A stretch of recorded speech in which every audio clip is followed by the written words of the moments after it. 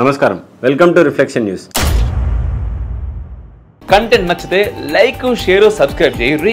ఇంకా బాగా నచ్చితే పే చేసుకుని మాత్రం అస్సలు మర్చిపోవద్దు. మీరు పంపే రూపాయి అయినా కూడా నాకు అది చాలా చాలా చాలా ఇంపార్టెంట్ అండ్ చాలా పెద్దది. ప్రపంచం ఊహించని రీతిలో హెజ్బుల్లా చీఫ్ నస్రల్లాను ఇజ్రాయెల్ హతమార్చిన విషయం తెలిసిందే.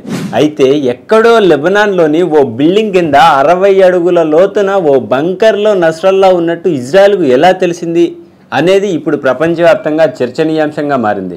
దీనిపై ఒక్కొక్కరు ఒక్కో రకంగా విశ్లేషణలు చేస్తున్నారు. అయితే ఇజ్రాయెలీ మీడియా, మొస్సాద్ మరియు ఇజ్రాయెల్ డిఫెన్స్ ఫోర్స్ కలిసి వేసిన ప్లాన్ గురించి రివీల్ చేసింది.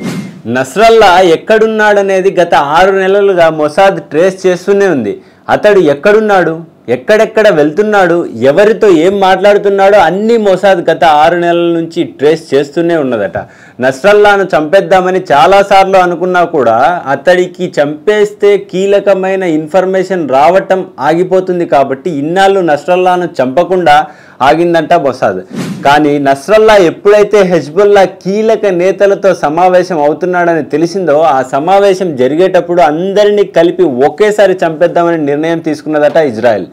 నస్రల్లా గురించిన పూర్తి సమాచారాన్ని ఎప్పటికప్పుడు మొసాద్కు ఇచ్చిన వ్యక్తి ఎవరో కాదట, ఎప్పుడూ నస్రల్లాను అంటిపెట్టుకొని తిరిగే ఇరాన్కు చెందిన వ్యక్తేనట.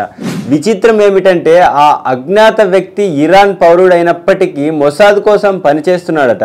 ఇక్కడ ఎవరికీ తెలియని మరో విషయం ఏమిటంటే సదరు గూఢచారి చాలా రోజుల క్రితమే ఇస్లాం మతాన్ని వద్దని క్రిస్టియన్గా మారిపోయాడట.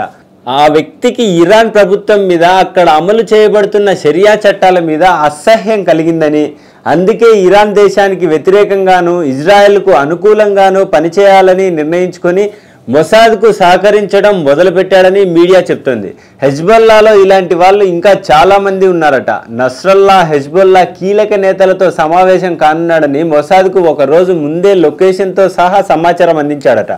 సమాచారం అందిన వెంటనే ఆపరేషన్ న్యూ ఆర్డర్ పేరుతో ఈ ఆపరేషన్ మొదలుపెట్టారు. సరిగ్గా నస్రల్లా లొకేషన్కు చేరుకోవడానికి ముందే ఇజ్రాయెల్ ఎయిర్ డిఫెన్స్కు చెందిన 69వ స్క్వాడ్రన్ టన్నుల కొద్దీ బాంబులతో సిద్ధంగా ఉంది. హడ్జెరిమ్ ఎయిర్ బేస్ కేంద్రంగా పనిచేసే ఈ స్క్వాడ్రన్ను హామర్స్ అని కూడా పిలుస్తారు. సరిగ్గా ఇదే సమయానికి ఇజ్రాయెల్ ప్రెసిడెంట్ నెతన్యాహు ఐక్యరాజ్య సమితి జనరల్ అసెంబ్లీలో ప్రసంగించడానికి వెళ్లారు. విమానంలో ప్రయాణిస్తున్న సమయంలో కూడా నెతన్యాహు ఈ ఆపరేషన్ను పర్యవేక్షిస్తూనే ఉన్నాడు. న్యూయార్క్లో జరిగిన జనరల్ అసెంబ్లీలో పాల్గొన్న నెతన్యాహు సభలో ప్రసంగించే కొద్ది సమయం ముందు ఆపరేషన్ న్యూ ఆర్డర్కు సర్వం సిద్ధమని సమాచారం అందింది. అది అందిన వెంటనే ఆ ఆపరేషన్కు పర్మిషన్ ఇచ్చేశాడు నెతన్యాహు. ఆపరేషన్కు పర్మిషన్ ఇచ్చిన కొద్ది నిమిషాలకే ప్రసంగం మొదలుపెట్టిన నెతన్యాహు టెర్రరిస్టు అనే వాడిని వదిలిపెట్టమంటూ ఇండైరెక్ట్గా నస్రల్లా ఆపరేషన్ గురించి హింట్ ఇచ్చాడు. అటు నెతన్యాహు ప్రసంగం జరుగుతుండగానే ఆపరేషన్ న్యూ ఆర్డర్ మొదలైంది.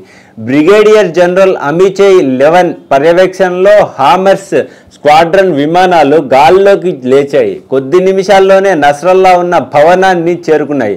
టార్గెట్పై సెకనుకు 2 బాంబులు చొప్పున 80 బాంబులను జారవిడిచాయి. దీంతో క్షణాల్లోనే 6 భారీ బిల్డింగ్లు నేలమట్టమయ్యాయి.